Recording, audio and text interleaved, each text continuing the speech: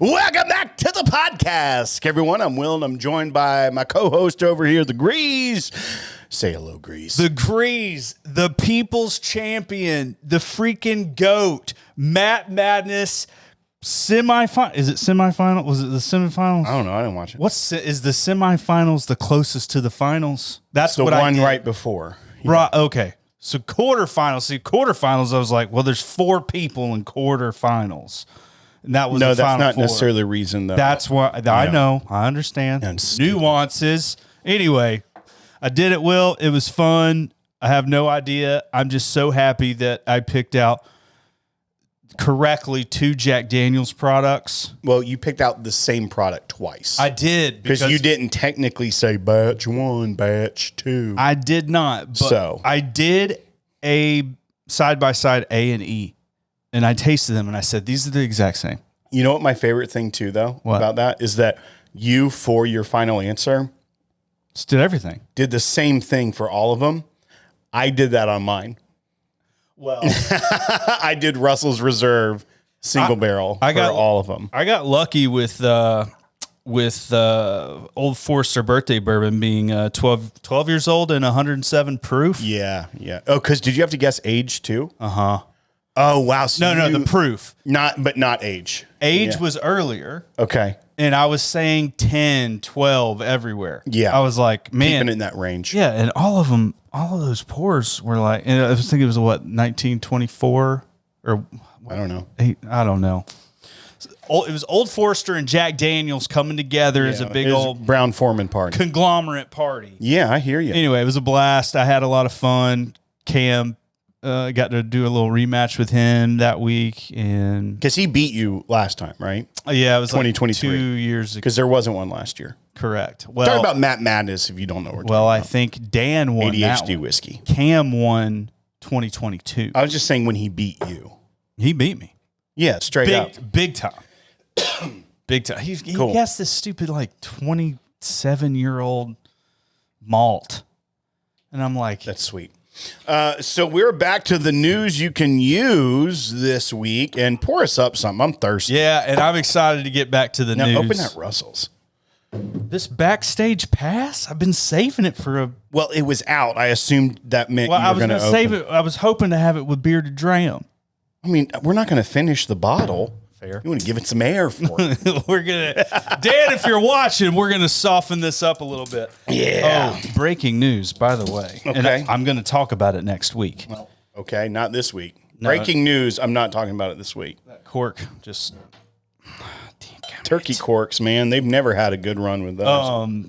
My big family reunion. Oh, yeah. Is this weekend. This isn't a part of Whiskey News, but this is not a part of Whiskey News. Actually, honestly, it could be. There's always a good story or two that saunter back from Northeast Georgia. Y'all going to the Dillard House as a big family again? No, we're done with Dillard House. Mm-hmm. We are completely done.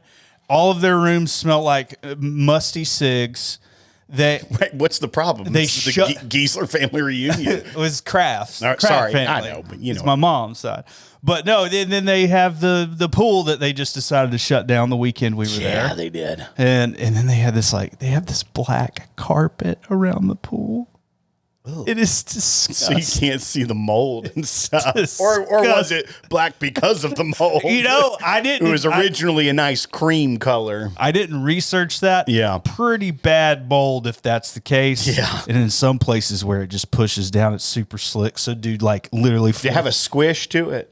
A little bit, but it was like 4th of July kids out there because it's like, was that a Roman candle? I'm like, no, that was Gary. Anyway, I'm excited. I'll have some stories this year, and we'll update you there. Yeah, but I am excited to get back to Whiskey News because we've had a couple of guests. We had a couple of guests. Had a few weeks off. Summer's been tough this year. It's been tough. We've had a lot going on. We've been displaced and a lot of moving parts. So we've actually been recording on a different night just because it's worked out better for us this summer. We'll get back to our usual night in the fall, but but this is an interesting one because really we only have one news story that is going to hopefully segue into a broader conversation. But this is this is a new product announcement that I'm actually extremely excited about because I love the product this is piggybacking off of. But this is a Old Granddad bottled in bond, age stated 7 years. So it's going to be obviously 100 proof, same distiller, same season.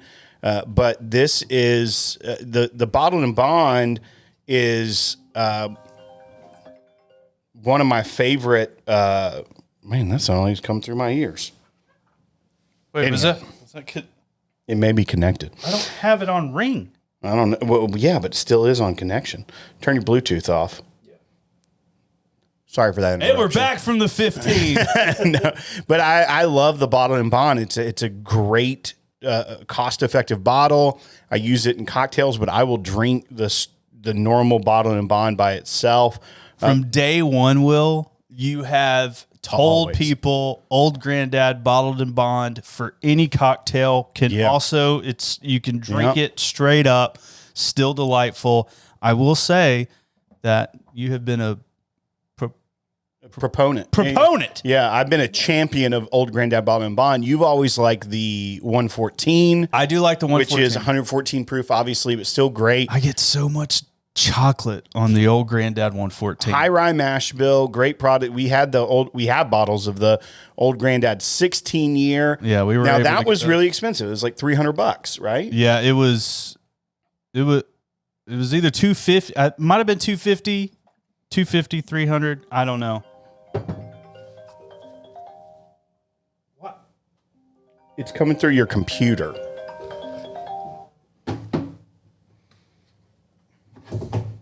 You know what? I'm gonna mute your computer. I'm gonna do not disturb. I'm gonna mute it. Should we start over? No, just edit it.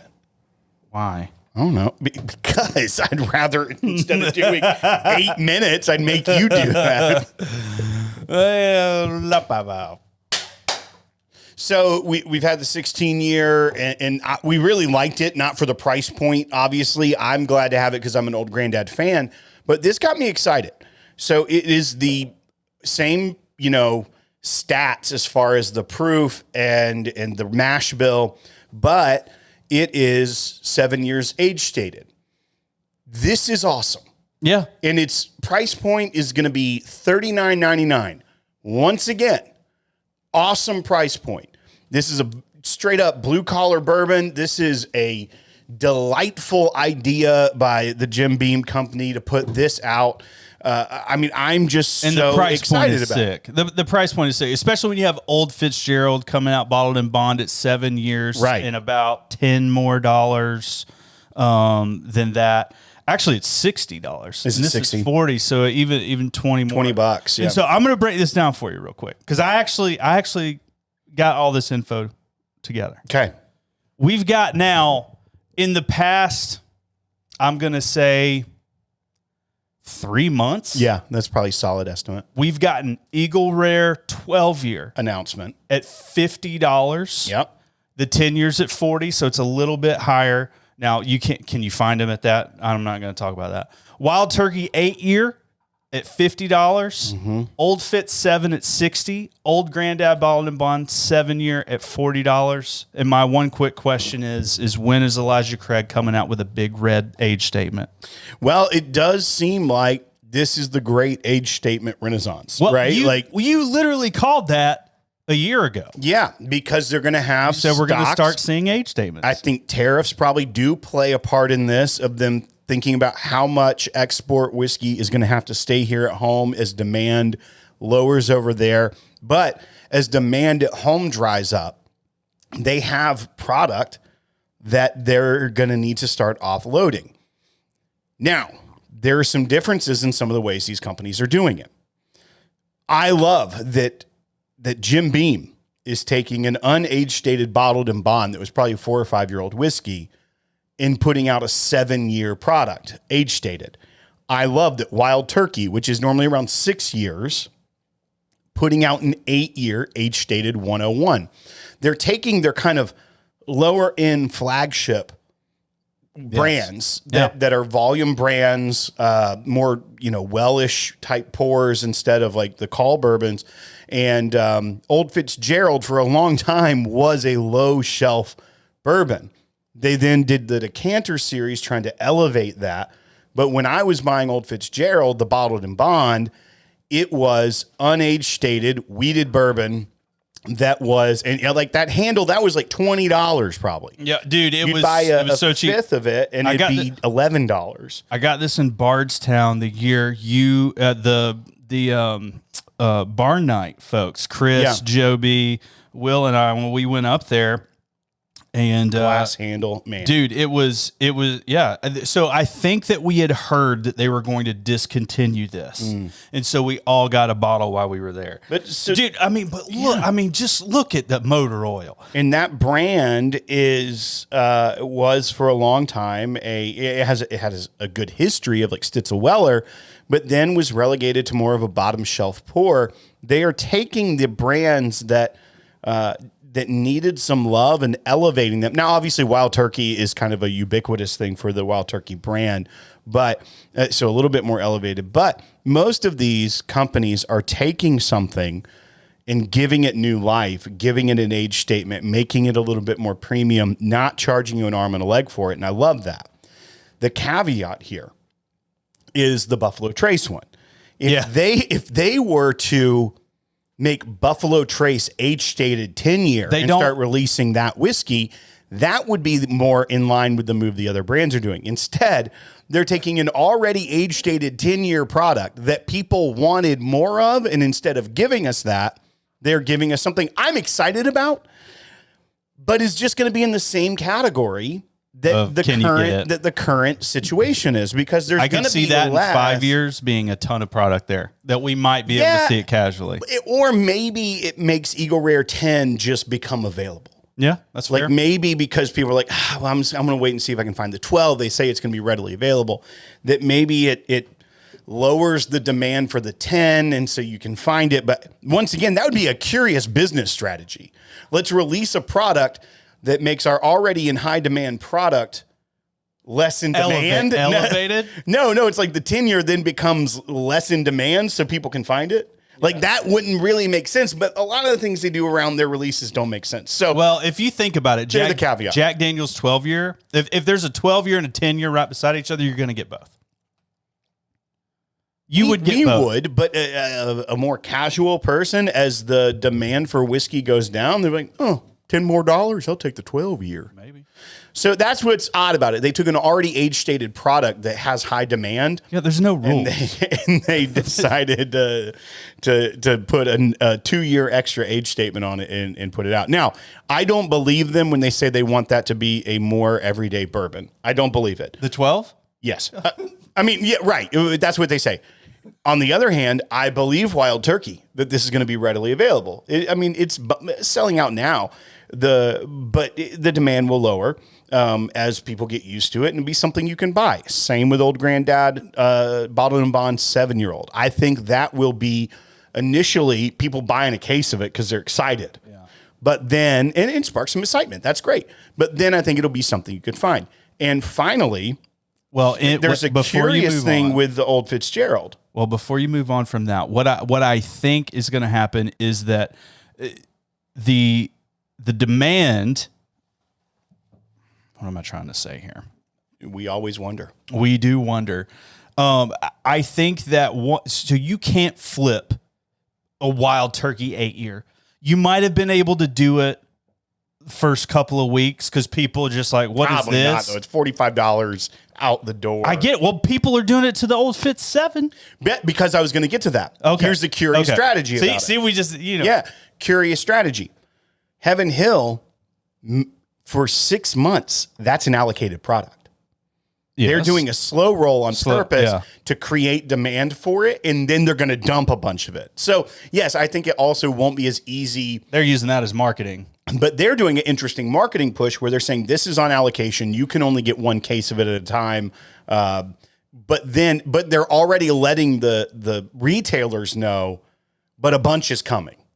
So they are doing kind of like a soft launch of it to build hype.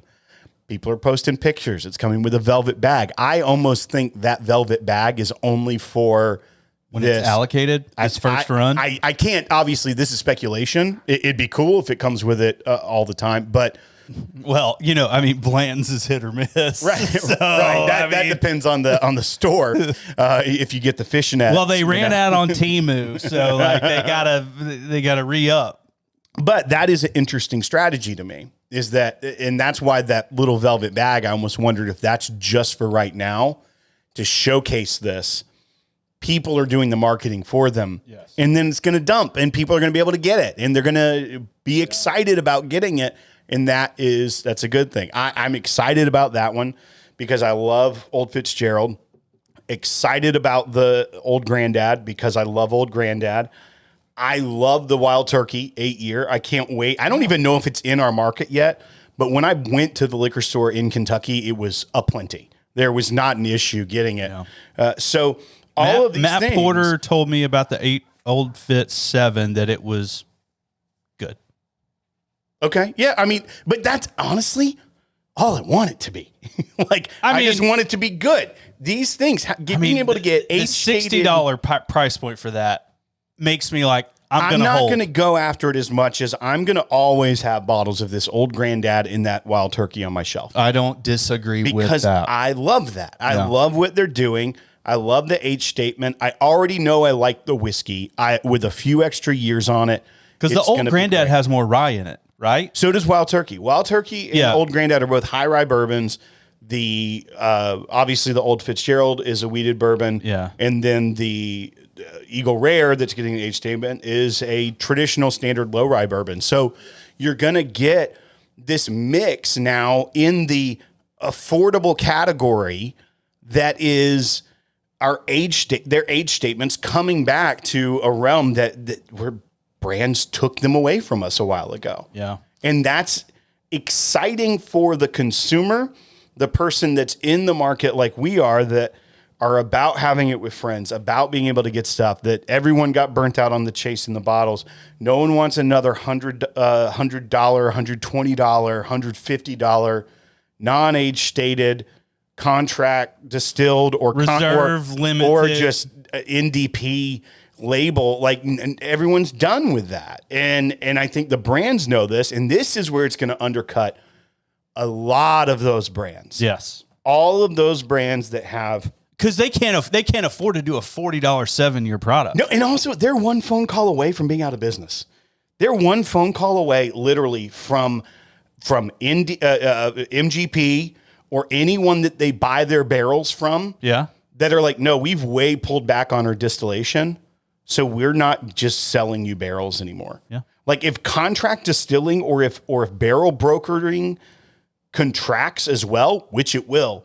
A lot of these brands that have made a name for themselves off someone else's distillate are going to vanish overnight when they can't get more whiskey. Yeah. I think that takes a little bit because MGP had a ton of stuff aging up and the demand wasn't there to actually pull those products out. Right. So it's going to take a little while, but yeah, well, but you're also, they're not making new make. They're making decisions right now. Also, I would assume of like, okay, do we take a huge loss on these barrels? Because we were selling at this and it looks bad on our balance sheet that our revenue is decreasing. Or can we explain to the investors that we're holding on to this product to age it longer so that it can be sold for a premium again?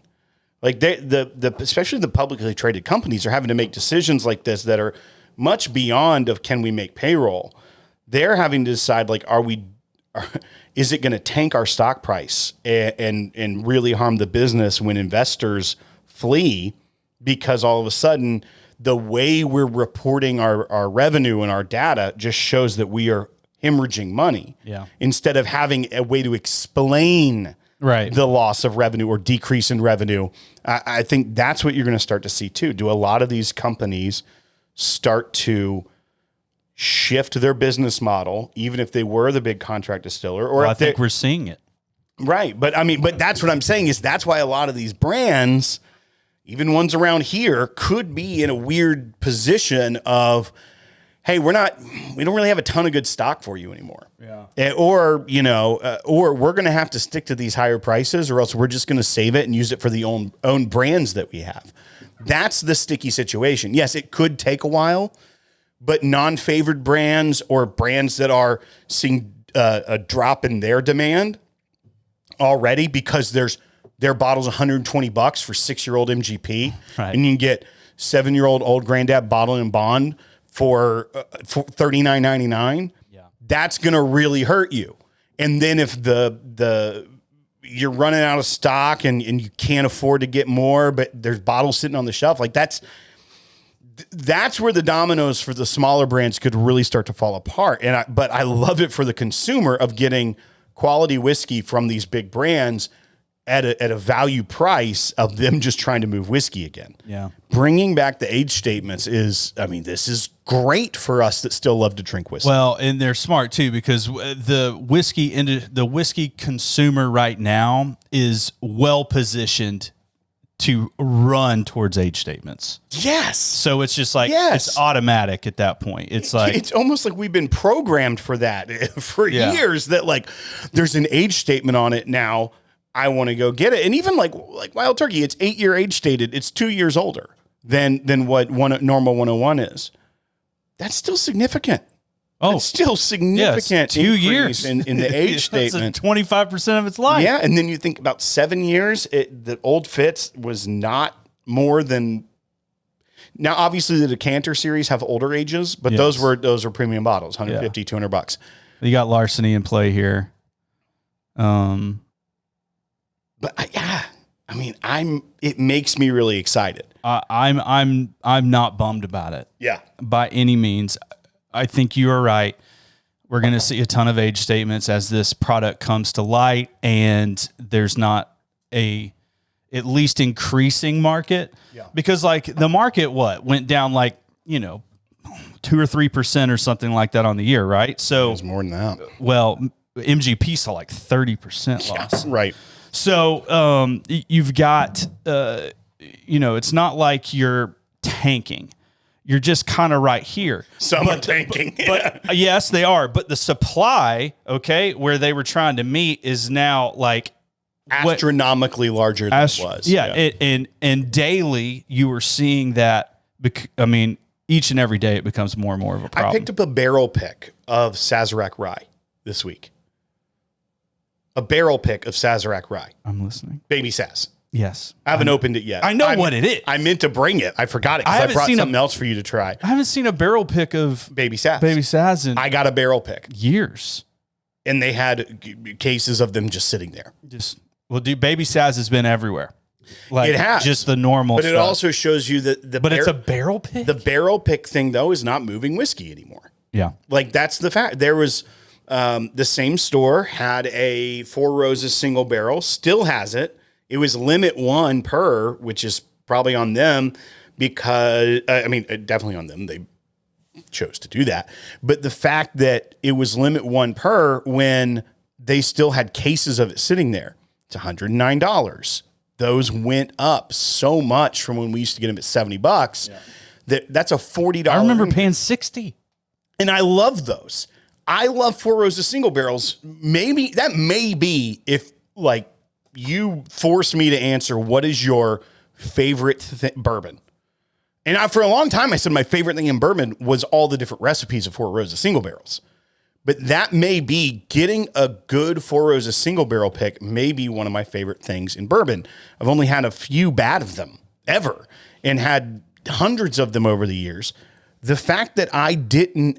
Kim Schwartz claimed that there was a really bad one, and we got it. Wasn't so bad. Right. It's like comparatively... Her palate's busted. Her palate's busted. No, her palate is too good. It's the problem. Ours is busted, bud. Mark's going to text me and be like, bro. I salvaged that. You did. But to me, that once again goes and shows, that is one of my favorite things.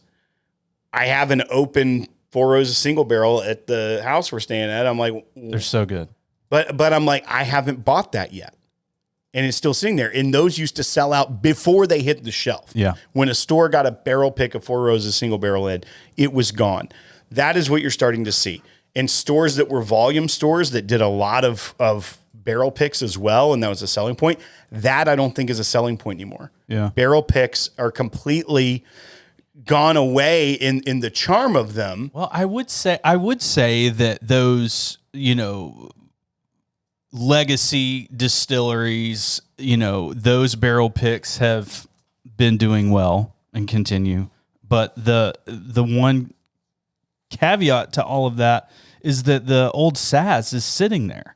Baby Saz, yeah. Baby Saz. Sitting there. So is the Four Roses. The Four Roses is still sitting there. Yeah, and man, I mean, you're going to get a lot more yield out of a Baby Saz than a Four Roses single barrel. So that's why thought it looked those were still in high demand right now. I would have too. Yeah. But that's part of the problem. Well, and the other issue is that a lot of people that would seek after that stuff have just stopped going to the liquor store. That's fair too. Yeah. I think they're not just popping in to see what's on the shelf anymore. 100%. But they may still be buying when they have to go get something from the liquor store. They may swing, I'll pick this up while I'm here. Yeah. But they're not just making the unannounced liquor store run of like, I'm just going to check out what they've got. Yes. 100%. But that's why. Well, I mean, and I say 100% because that's my mentality. I think we're going to see the offering of single barrel. Maybe not the offering, but the stores that want to even do it. Like it may be something you can do, but just completely tank. Yeah. And just that we don't see them. But the bonus that we're getting is age statements coming back from a lot of brands. I want to see more of these. I want to see that. I would love to see Jim Beam elevate Old Crow, storied old brand. Yeah.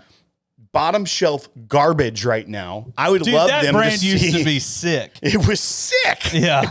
I mean, that like the old Crow Traveler, the Chessman, like they had such great things, and it's just been bottom shelf garbage, 80 proof garbage for so long. I've got a plastic handle upstairs. If they need to move whiskey, do something with that. Bring it, make a 10-year-old Crow. They can do it and make a big stink about it. And that would move, make it affordable, but still do it. Try to do something with these brands. That's what I want to see. I'm trying to think of some others that we could really see cool things come out of. Here's a potential forecasting. Okay. Because single barrels don't move, or if that becomes more of an issue, could you, I feel like you could have store owners say, hey, I've got access to a Russell's barrel and I'm getting people to go on the pick with me, but everybody that goes on the pick has to purchase 4 cases. Yeah. Like, is that how they're going to move it? Like, you got to move it somehow. Right. Like, I mean, you might see a bunch of bundles. You might see more bundles from distilleries or gift sets or like stuff like that. I just think people are going to stop taking the opportunity for a single barrel. I just think that they're going to start. Well, ask any liquor store. They've already pulled back on that so much. Yeah, but I think it's going to be something that's almost a rarity to find soon. Yeah. Of walking in and a store having a single barrel. Because the ones that they have are sitting, so they're not doing more. Well, some people... And they're going to realize once they get through all that stock, they're going to be like, wow, we're just done with it. Yeah. I mean, you've got single barrel programs bringing in newer, more products or newer stuff to them. I know New Riff just basically said, we're elevating our barrel program. We're going to be offering up a lot more barrels. I think you'll see that first before... I just don't know. Like if all the distilleries just start, because there's still a demand for the single barrels to go on the picks, especially from the big brands. Mm-hmm. Like I could see that holding some weight for a little bit longer, but then the repercussions of that flood to the market will act that way in the fact that they're not selling out. Yeah.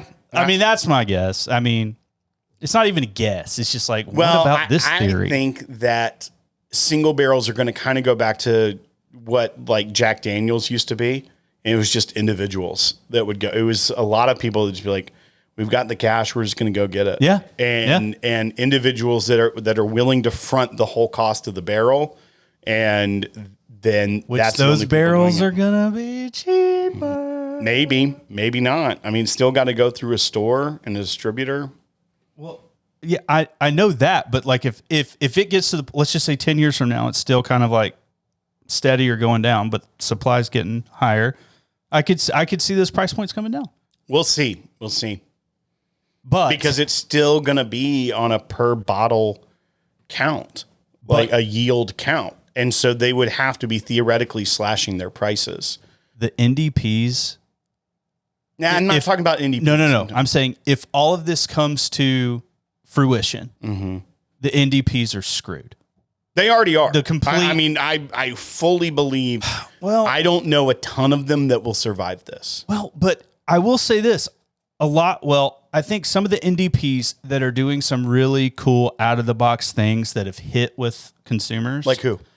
I mean, the finished. Okay. Well, for instance, like, well, that's not an NDP. Nope. I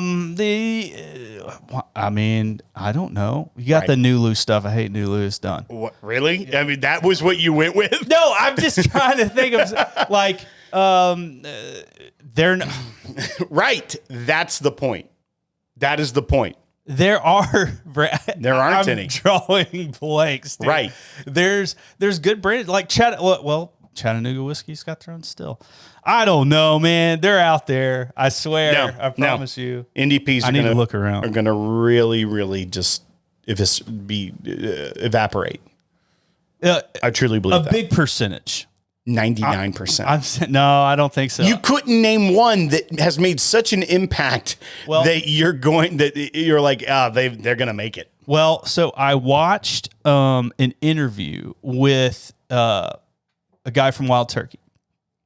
And classic NDP. Well, no, Turkey. They actually gave a little shout out to the NDPs because they are forcing the bigger brands to do more things that are special. Right now, the NDPs are the big brands are forced to start giving great age-stated whiskey out, which is going to completely destroy the NDP. Right. Because once again, if you're selling a bottle for $100 to $120, and it's 6 years old or non-age-stated or yeah, you're not going to buy it anymore.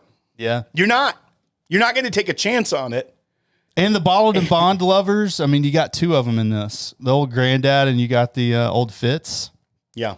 I mean, if I see a bottled and bond that I don't have or I have had and it's really good, it's an automatic buy for me. Okay. I love bottled and bond stuff. Mm-hmm. I think it's great. Quality's there.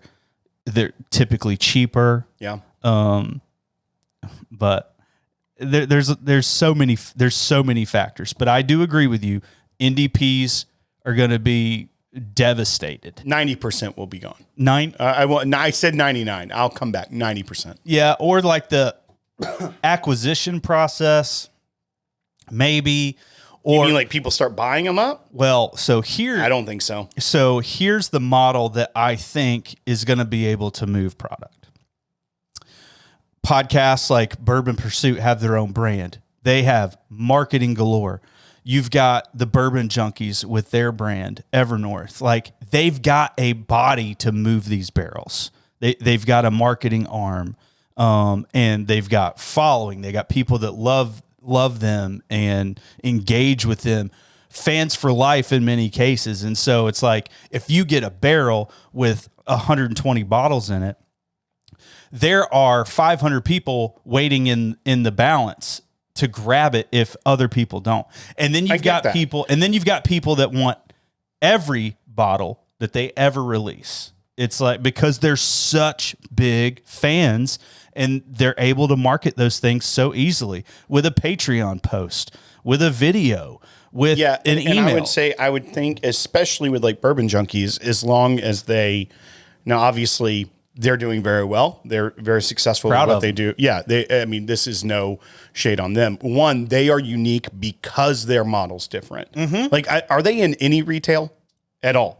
No, they are. But only within local, where they can also push people and they, have friends. It might go into Illinois. But I think they are very smart in that it isn't a national brand. It isn't in a bunch of states where they're reliant on distributors and then retailers to push something. I think if they were, then they would be a part of that 90%. Yeah. They probably can, and especially if they keep their operation realistic within the market conditions, such as that, as the enthusiasm, the extraneous people that would be bourbon junkie fan, not diehard, right? That would try to get a bottle in the craze of it. Those people aren't going to exist anymore. Yeah. But keeping it to your core, to your base, the people that like it, and there's a bottle right there. We've had it. It's great stuff. That will be something I think truly they can continue to do because they have a large enough community and it isn't reliant on market factors as much. Yeah. And something with the bourbon junkies is their overhead is a lot lower than a big NDP. But what I would say, the converse of that, people like Bourbon Pursuit and the Pursuit series, they are national brand, traditional retail establishment. That will be harder. Mm-hmm. Now, they were able to get good whiskey. They have great relationships, things like that. They may be able to hang on to something like that longer.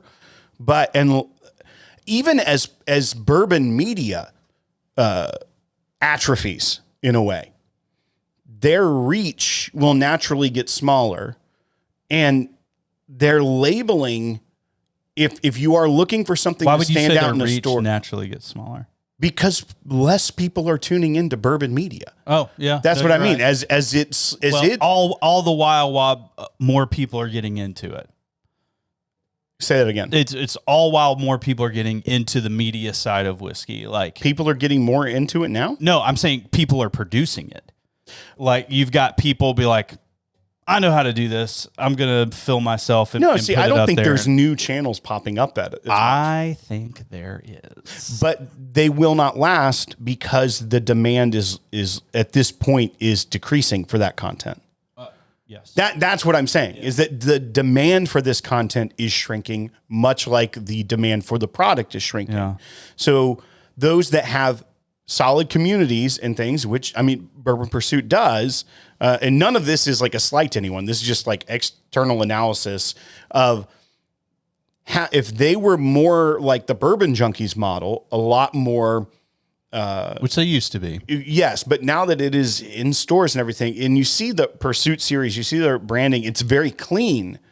But if you don't really know who they are, it doesn't speak to you. Yeah. So they're still using their media and knowledge to try and sell the product that's in traditional retailers. I think that could hurt them as they are dependent on their reach and their brand, which is done very well, that at the end of the day, it doesn't look like a traditional bourbon brand. It isn't something that if you are unaware. It's got the name of, like, if you saw it on the shelf, you'd be like, and if you don't know Bourbon Pursuit is the podcast, you're like, I don't know what that is. Right. Because it's more related to like a media brand than it is to creating a thing like Heaven Hill, Russell's Reserve, Booker's, like those are things that are traditional bourbon name, obviously because they're big brands.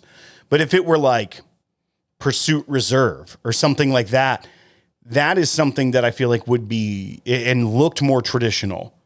It wouldn't be as reliant on the brand. Mm-hmm. And once again, this is not, I know nothing about their business model and know nothing other than external factors. So I obviously can be completely wrong about all that, but that's the concerns I see. They do have a better shot at all this, the Junkies and the Pursuit, because they've built a community that is invaluable on the marketing side. Whereas other NDPs have to spend marketing dollars to get awareness. Yeah. And that is a different caveat. Well, outside of buying ads, if they need to buy ads to move the stuff, because of YouTube and endorsements and products that they're selling, they're actually making money on their own marketing. Mm-hmm. And so that is complete. That's a complete different shift Sure. from any brand out there. I mean, I don't even want to know what the line item for marketing is for Wild Turkey, Buffalo Trace, Jack Daniels. Well, it's incomparable because it is incomparable. Yeah. But I'm just saying, like, percentage wise, as far as like what they need to do, it's so much less, if not free, if not making money. Well, and you even think about like things like Buffalo Trace, where the brands they advertise aren't still available for a lot of people to purchase, right? So they're still spending advertising on Buffalo Trace, on Eagle Rare. And in a lot of markets, people can't go buy something they see in the ad. Yeah.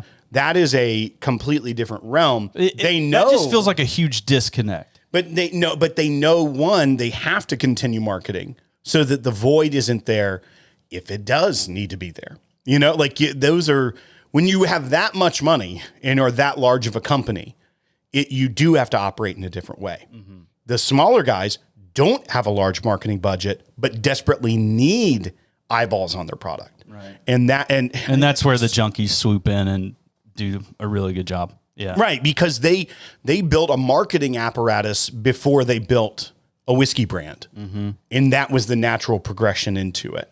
So that is a completely different species of NDP within that realm. That's why someone like the junkies, but once again, I'm more referring to walk into a store, look on the shelf. Yeah. I honestly, at this point, probably could not just get a Bourbon Junkies bottle. That may be harder for me to get that than just go get an Eagle Rare because of their ecosystem. Right. And because they're, in a sense, it's its own allocation because they have more fans than they do bottles of whiskey that they're releasing at this point, and more demand within that. So they have created this microcosm of an economy within their own community, which is great for them, especially as we see a contraction in the purchase and demand for this spirit. Yeah. Which, I mean, good on them. I also imagine it's extremely stressful at this point. Yeah, I agree with you. The NDPs are going to take a huge hit. I just like the side of what the junkies are doing, Bourbon Pursuit as well. They've got a leg up on a lot of NDPs out there. Just being able to market and to sell it for free if they want to. So. I like it. We're going to see a lot more aged whiskey. We're not even guessing at this point. No, and that's where I do want to see more brands putting out age statements. And I know it will happen.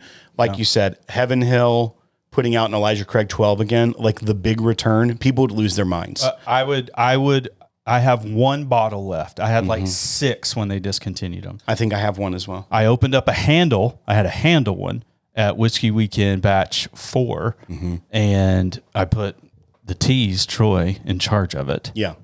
Smart. It did not.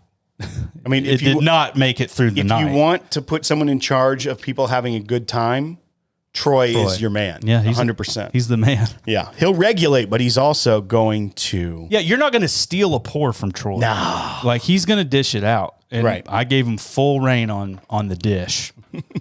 Oh man! But yeah, I will freak out if I see a Big Red 12, or heck, I mean, give me a Big Red 10. Like, I don't care. Like, yeah, I mean, give me a high age statement, Elijah Craig, small batch for $30-$40. Yeah, I'm all over that because the Elijah Craig barrel proof that's 9, 10, 11 years old, like those are more expensive, and so for them to open up the vein of like a lower end product, but continuing to use that age stated product that they are going to have a lot of, they might need to rehash that. What if we get to a point where brands like Old Charter have to bring back age statements because they're just needing to move the whiskey? Oh man. Like Old Charter number 8, yeah, which I think there was a little kerfuffle. I think there were some issues with, but what if it became Old Charter 8 year again?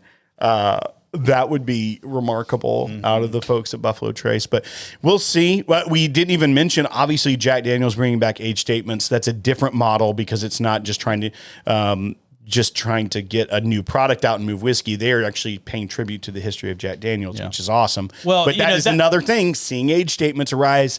They kind of brought it back after 100 years. Yeah. Well, I mean, I will say on Jack's side of things, I think that they were positioned to do that move. I think it's a smart move. How they rolled it out, I think that they wanted to hit the benchmarks of Jack. I think they thought that was a really good story, but I do think that they would probably have done some sort of age series regardless of that story. Yeah, and just based on the current market. Yeah, so. Exactly right. Now, I would argue that they were late to that market.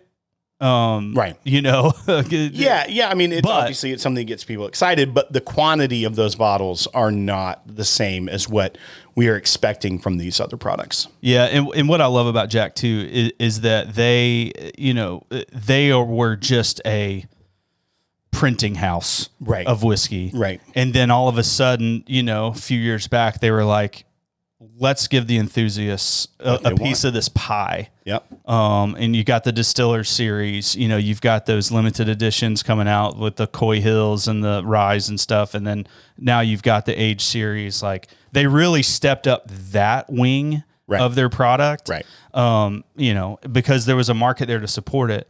I don't think the market will go anywhere of those big brands with age statements. I think if they release age stated products and they're a well-respected brand, people try it. It's great. Price point makes sense. That they're not going to take a hit on that. They're going to move those barrels. Yeah. I mean, because if you go into the store, I wouldn't necessarily be like, what kind of new whiskeys do they have or whatever. It's like, I mean, I don't know about that brand. No idea about that brand. It's finished in freaking Mezzanara Syrah rum casks. Or that tastes terrible. Or you can grab an Eagle Rare 10 if it's available, or the old granddad, old Fitz, and you can I would gravitate towards those age stated, lower costing products 100% in a heartbeat. All right, folks, we're gonna go to the 15. Hit the music. And we're back from the 15. Some say we never left. I brought something for you, Grease. What? And you're about to see how hard this was for me to bring this for you. Oh. What is that? This is... Oh, yes. All right, so the double oak. No, this isn't the double oak. Oh. What is it? I already finished that bottle. So this is the Hillsborough... That's the one I wanted to try. No, this is the one everyone was showing, said they just hit, and you said, Will, you better save me some in our group thread. You didn't even look at what it was. Anyhow, for those of you that don't know, Leaper's Fork Distillery, I'm a huge fan, love everything Lee Kennedy does, and this is a brand that has built it from their own distillate, putting out great stuff, and it's just remarkable. But they have the Hillsborough Society, which is a club, private club. Anyone, you can join if you're watching. This is a free plug. It's the most reasonably priced society whiskey club, period, of what you get in return. You get every quarter a bottle, and I think it's actually changing now to 2 bottles a quarter. I think you're about to get an extra bottle a quarter. And that's included in the fee? In the fee. And it's about $300 a quarter. There are events. You get discounts at the distillery. You can go on tour whenever you want. There's a lot of things. You've had access to so many different experiences and barrels that just aren't out there. But one of the cool things also is that they ship these bottles. So even in town, I don't have to go to the distillery and pick up my bottle. It comes to my door. Dumb move, Lee. Get them in the gift shop, baby. Because there are people that have joined the Hillsborough Society that live out of state as well. And so they don't have to have someone pick it up and send it to them or keep it there. If you're a fan of Leapers, that makes sense. So I love it. So technically, this is from Leaper's Fork Distillery, but it is a bottle of whiskey especially selected for the members of the Hillsborough Society. They have their own labeling for it. It's really cool. I have a very big problem with the Hillsborough Society bottles is that I open them and I drink them all by myself and don't share them because they are unbelievably good. Okay. But Greeze, in a text thread where there's some other members, people were posting that they received their bottles, and Greeze said, Will, you better save me some. And I was a real good boy, and this is how much I saved. I actually had to go hide it because I noticed it kept getting, I kept noticing getting lower. I'm like, I'm going to save him some. I had to go hide it. So You hid it from yourself. No, I knew where it was, but it wasn't when I go to the cabinet with the bourbon in it. Yeah, because you would just keep looking at it and be like, I'd be there's like, still enough. I would say that's what I want. And I kept doing it when it was at half full. And I was like, okay, I got to stop myself. So I brought this over. This is an exclusive, but this is an exclusive people can get if they join the society. This is bottle number 170 of 90. It is 6.5 years old, exactly. 108.2 proof Tennessee whiskey, single barrel number 592. 70% corn, 15% rye, 15% barley. So we're going to try this, and the stuff they've been putting out, like, it keeps getting better. I was a big fan of their early stuff as well. But you were definitely I was early on the train because I could see in the flavor profile, it's just stuff I wanted. And now these single barrels that come out are just life-changing. Like, they are so daggum good. I was able to get At barrel proof also, they aren't. There have been some that I've gotten that have been like 120 higher, but they stay in this lower range for barrel proof. 110, 115. This one's 108. And so you just get this incredible concentration without just crazy amounts of alcohol. Bro. Yeah. And that makes me really happy about it. But here we go, Greeze. Immediately on the nose, you're like, this is Leaper's Fork. Yeah, you get caramel. I get brown sugar like crazy, and I get a little bit of funk, almost like a bold rum funk, not like a nasty funk, like a something funky in a good way, almost like it's pot stilled. But they have a pot still on there, but they have a column still in the distillery, I believe. The one flavor note that just slaps me with 99.9% of Leaper stuff is chocolate covered cherries. Oh yeah. It's just that's it's a rich that's the whiskey. profile. It's a very rich whiskey. I could see, and that a lot of that has to do with the malt. Like, it's a higher malt mash bill. 15%. On this one is 15%. All their whiskeys have 15% malt. I could see this going over very well in Scotland, England, where a Scotch profile is more wanted, but it is in the Scotch. It's definitely American whiskey. They have a bourbon as well. Definitely has that funk you were talking about. Yeah, in a good way. Yeah, that rummy funk. I haven't had. This is unique.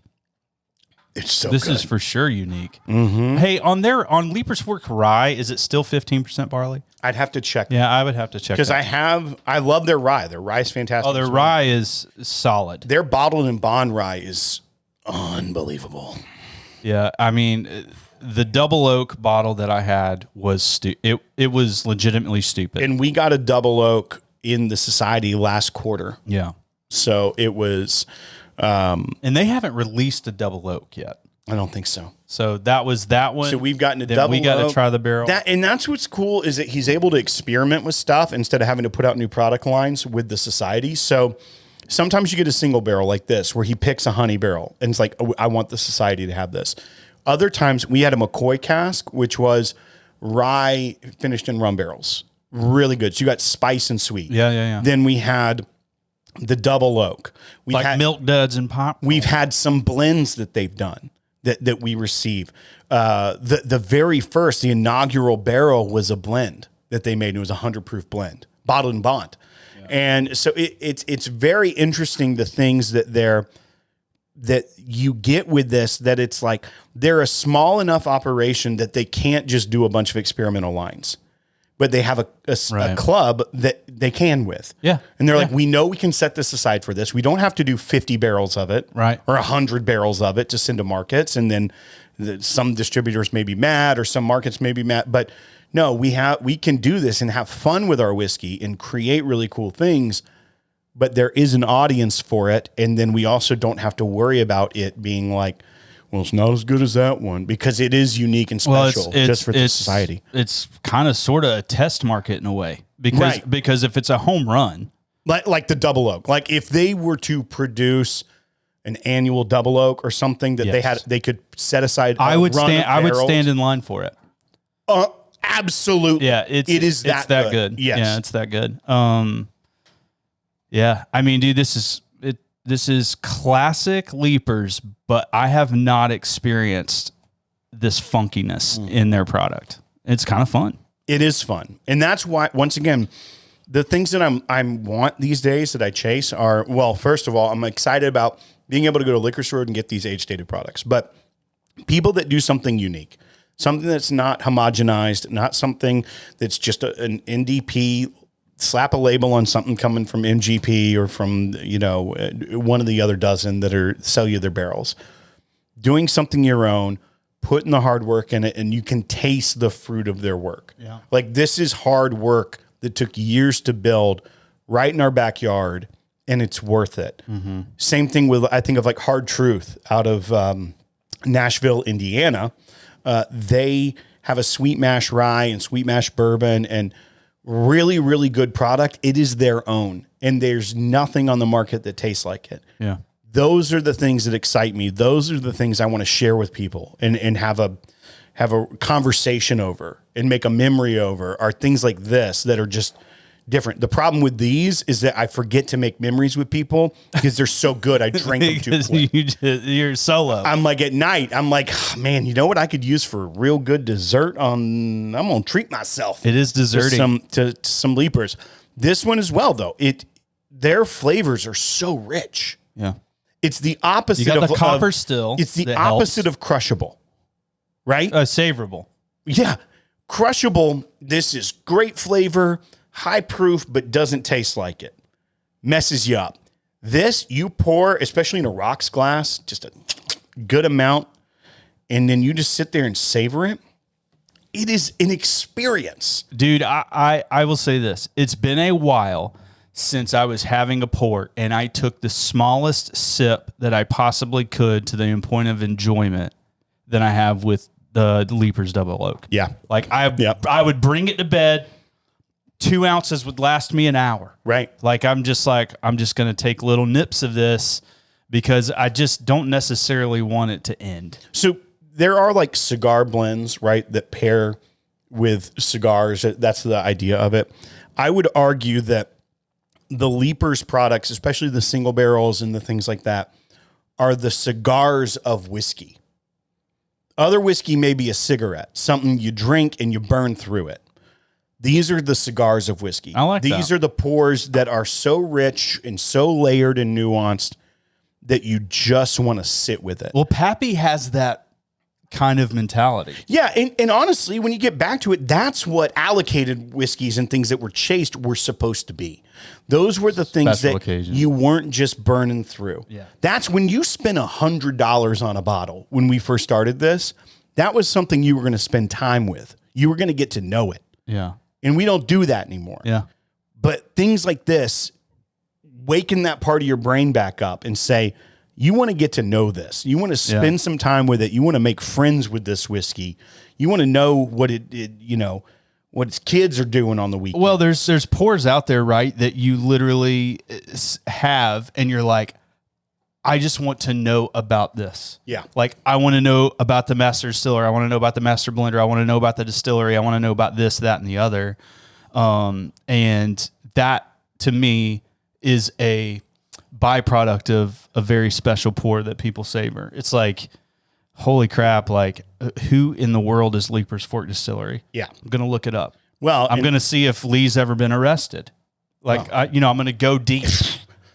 Lee grew up in Mobile, Alabama. 100% chance there's a mug shot floating out there. Well, and there's a couple of mug shots for sure. But you know what? I mean, people say like mug shots are horrible pictures, just like licenses. Let me go ahead and tell you who is probably gorgeous in a mug shot. Lee Kennedy. And a license.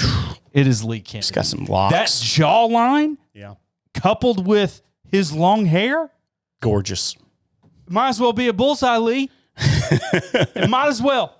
All right, Greeze, buy bar pass. It's a little bit of a weird buy bar pass because this is one and done. Yeah. But it's the Hillsborough Society. It's $100 bottle.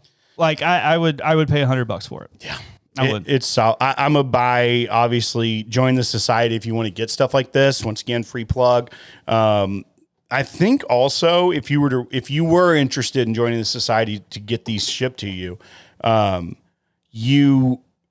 I don't know if there's a waiting list or anything. You can go look it up. If you were interested and you, for some reason, signed up and it said you're put on a wait list, members can give out invites and it puts you to the top of the line. And I am a member. So just send us a message on Instagram or email me, will@thepodcast.com, and I'll do that. I don't get any special perks by doing that. Yeah. Like, once again, this is not. It's not like a referral basis. This is 100% free advertising. Will gets 3 months of free internet. That'd be awesome. Sign up. I got 10,000 minutes on AOL CD-ROM that I've been hanging on to for a rainy day. Dude, how much is your internet bill a month? Not much. I am stealing it. I have the fiber gigabit From AT&T? from AT&T. Yeah, I got that too. It's for like $60. Yeah, I think mine's $69. Yeah. So I think mine's $70. We're stealing it. I feel like we're stealing it. I know. All right, folks, that's going to do it for this week on the podcast. Hope we gave you some news you can use. Before we go, though, what do you think about that Russell's?